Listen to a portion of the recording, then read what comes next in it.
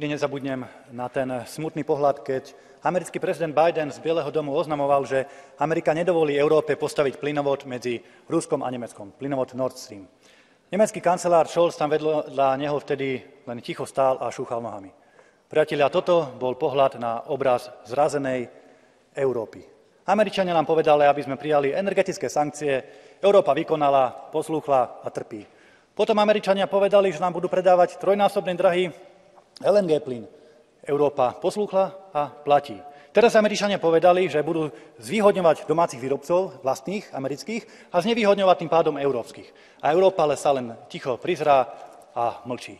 Pripájam sa k výzvam kolegov, aby vedenie Európskej únie konečne rázne a rozhodne podporilo európsky priemysel. To, že mnohí v Bruseli slúžia americkým záujmom, to už všetci vieme, ale teraz je naozaj najvyšší čas postaviť sa konečne aj za tú našu Európu, za náš európsky priemysel. Ďakujem.